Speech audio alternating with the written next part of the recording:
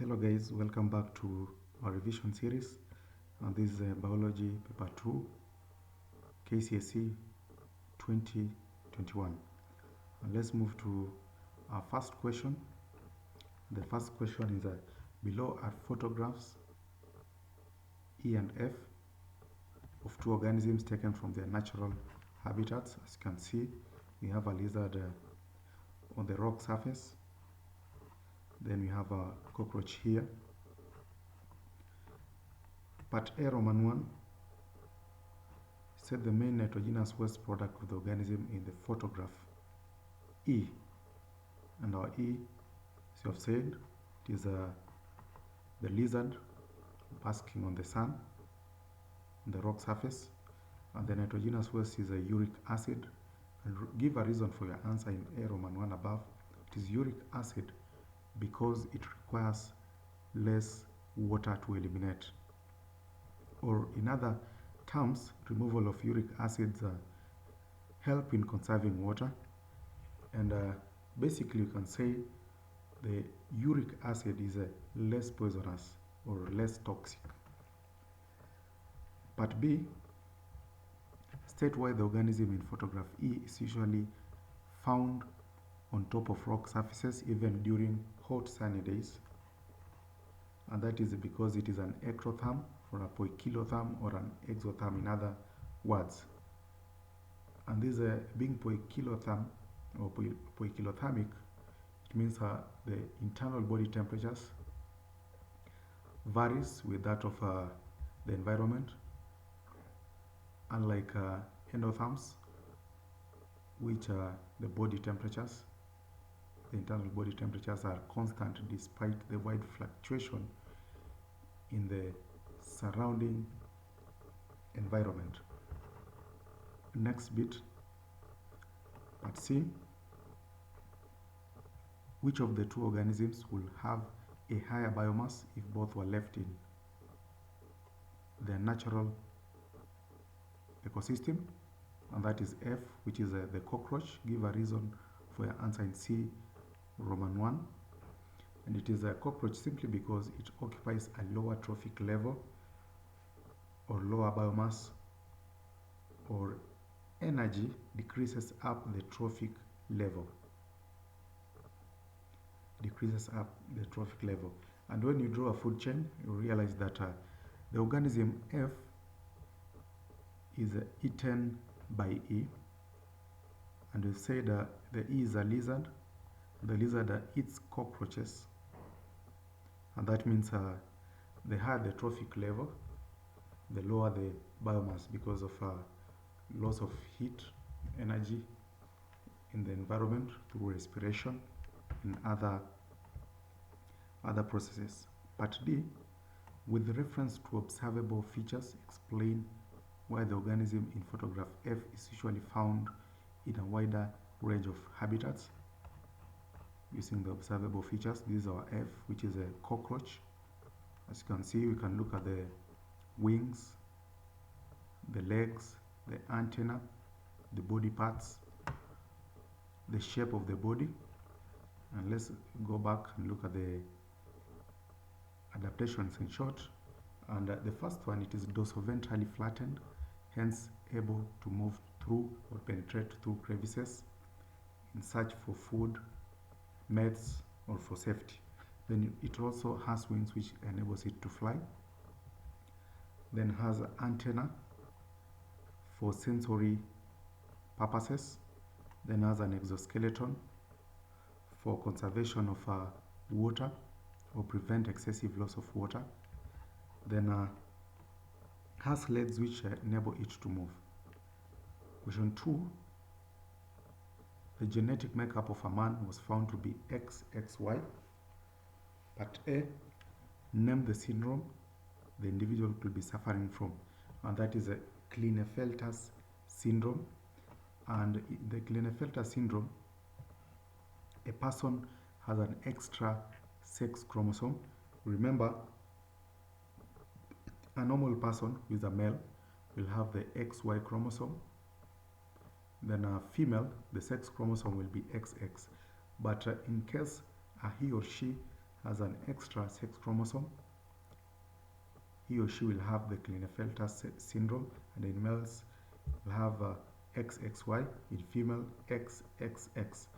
Part B, explain how the syndrome occurs, and it occurs due to chromosomal mutation or abnormalities, and it will result in addition of a whole chromosome. And this occurs during the meiotic division or meiosis, where the homologous chromosomes stroke the sister chromatids fail to separate or segregate, and so move to the same gamete cell. And if the gamete with the XX fuses with the gamete with Y, the offspring becomes XXY. That is how the syndrome occurs. You can use an illustration of how the Klinefelter syndrome occurs through use of a Punnett square here, or lines and crosses. As you can see, we have our XX, that is the female, then crossing with the XY, which is the male. Then in this case, these two chromosomes fail to segregate or separate, and they enter one gamete.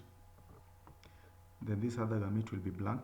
Then on the other side or hand, this will separate normally. When you cross, you'll get an individual here who has Klinefelter syndrome. These are a female, XXX. Then you'll get a male here with XXY, the Klinefelter syndrome. Then you'll get a male here, a female with XO, and that is a female having Turner syndrome, lacking one sex chromosome. Then YO, you say the fetus will not survive because of a lack of vital genes, which lead to lack of vital organs, hence the fetus dies. Then the other hand, you can use a Punnett square to show how Klinefelter syndrome occurs. Part C, Roman 1, state how the chemical called Kcse induces polyploidy in plants. And the Kcse prevents spindle formation during cell division, and this leads to a cell with extra sets of chromosome. That is what we mean by polyploidy, individual having extra sets of chromosomes. Then Roman 2, state one advantage of polyploidy in wheat farming. Number 1, it enables the wheat to be resistant to drought or the pests or the diseases. Then apart from that, it enables high yields to be achieved or obtained, then early maturity. Question 3. In an experiment to investigate the effect of temperature on seed germination, soaked maize seeds were subject to varying temperatures as tabulated below. We have our table here. Temperature in degrees Celsius from 0 to 51 degrees Celsius. Then percentage germination, we have from 0 up to 3. Account for the percentage germination at Roman 1, 6 degrees Celsius. Let's look at 6 degrees Celsius. You can see the percentage is 0. And there is no germination, since this was very low temperatures which inactivate enzymes. Remember, germination, it is influenced by the germination enzymes, and germination enzymes, or enzymes basically that are affected by temperature, the changes in temperature, and which we said very low temperatures inactivate enzymes. At optimum temperatures, enzymes are most active, hence germination highest. Then high temperatures above the optimum denature enzymes, it means less germination or eventually no germination. That is how you explain the accounting, observation, plus the reason for your observation. Roman 2 at 33 degrees Celsius. Let's look at it. As you can see, at 33 we have 44 percentage, which is highest compared to the others. And the percentage germination was the highest since the temperature was most favorable or optimum, and the enzymes worked their best or were most activated. Then part B, state two internal factors that affect seed germination. Because I said internal factors, we have embryo, seed coat, growth hormones, enzymes, inhibitors, viability. Question 4. A student could clearly read a book placed 10 centimeters away but could not identify a fellow student 12 meters away. Part A, name the eye defect the student was suffering from, and that is short-sightedness or myopia. And the defect cannot be short-sighted. It is just a short-sightedness. Part B, explain why the student could not clearly identify his colleague yet could read the book. And to get the 3 marks, we must give the cause of the short-sightedness, and that is it has a long, or he had a long eyeball resulting in light rays from the colleague who is 12 meters away being focused at a point in front of the retina, and the light rays from the book are focused on the retina. That means far away objects, the image is focused in front of the retina, but near objects, the image is focused on the retina. Part C, using a diagram, illustrate how the defect can be corrected. On the correction, you use a concave, wearing spectacles with a concave lens. And the concave lens will help diverge the rays, hence the image is focused on the retina. And in order to get the 3 marks, you can see at the concave lens, the correction, the rays, where they are going, and the image being focused on the retina. Part D, name the vitamin whose deficiency in the diet results in poor vision, and that is vitamin A. Basically, you can accept retinol. Next question, question 5. The table below shows the volume of gases contained in 100 centimeter cubic of a blood sample tapped at 2 points in the mammalian circulatory system. We have the gas oxygen entering the lungs.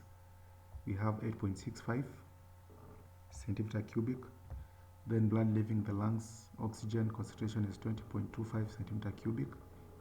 Nitrogen 0.75, leaving the lungs 0.75. Carbon dioxide 55.60, entering the lungs. Then leaving the lungs is a 31.65. Account for the difference in gaseous composition of blood entering the lungs. And the blood entering the lungs has a lower concentration of oxygen and a higher concentration of carbon dioxide, since most of oxygen had been used during respiration, yielding more carbon dioxide. Remember, during respiration, oxygen is used, then the byproduct is a carbon dioxide produced. Roman 2, blood leaving the lungs. Blood leaving the lungs has a lower concentration of carbon dioxide the higher concentration of oxygen since it has been purified, and the volume of nitrogen remains unchanged as it is not used up in respiration. Part B, name the blood vessel through which blood enters the lungs, and that is the pulmonary artery. Part C, explain why most athletes prefer training from high altitude areas, and high altitude areas have lower oxygen concentration and the body produces more red blood cells, which oxygen is carried around the body tissues for respiration, thus producing more energy for the athletes. And that is the first section of the revision. Thank you for watching. Subscribe, like, share, comment, any question. And this is part A. We'll talk about part B. Then don't forget to watch the part B.